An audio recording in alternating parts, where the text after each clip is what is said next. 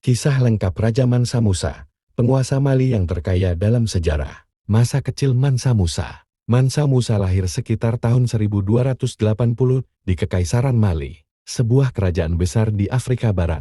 Nama aslinya tidak banyak disebut dalam sejarah, tetapi ia kemudian dikenal sebagai Mansa Musa, yang berarti Raja Musa. Ia berasal dari dinasti Keita dan merupakan keponakan atau kerabat dari Mansa Abu Bakar II, Raja Mali sebelumnya. Dari kecil, Musa tumbuh dalam lingkungan kerajaan yang kaya akan budaya, perdagangan, dan Islam. Ia mendapat pendidikan dalam bidang pemerintahan, strategi militer, dan agama Islam. Mali pada masa itu sudah menjadi pusat perdagangan emas, garam, dan barang mewah lainnya di Afrika. Menjadi penguasa Mali 1312-1337. Mansa Musa naik tahta pada tahun 1312 setelah pendahulunya, Mansa Abu Bakar II, dikatakan pergi dalam ekspedisi laut, mencari batas dunia dan tidak pernah kembali. Sebagai raja, Musa mengambil alih salah satu kerajaan paling kaya di dunia pada masa itu.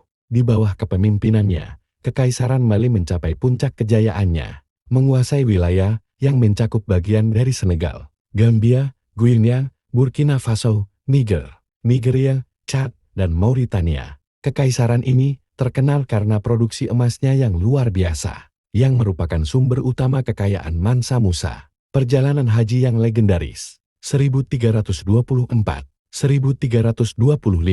Mansa Musa dikenal luas karena perjalanan hajinya ke Mekah pada tahun 1324.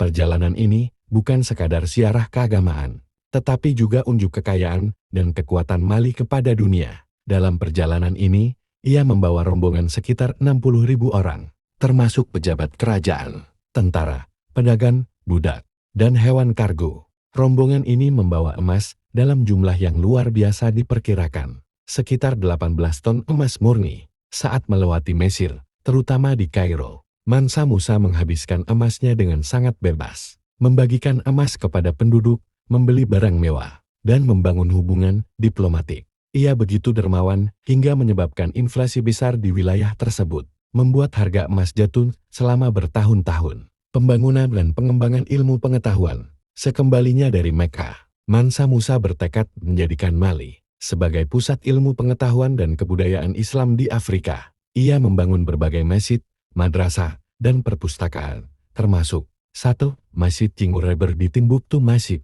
besar yang hingga kini masih berdiri dan menjadi simbol kejayaan Islam di Afrika Barat.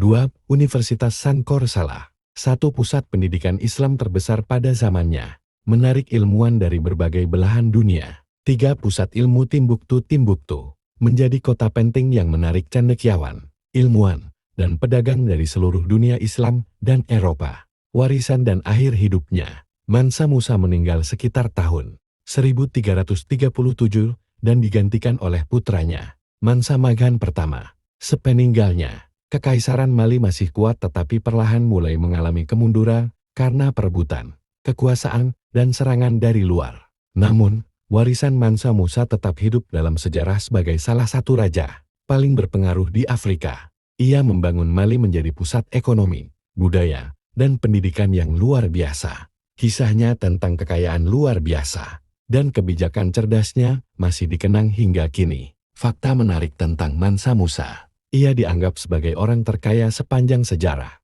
dengan kekayaan yang diperkirakan setara dengan ratusan miliar dolar jika dikonversikan nilai saat ini.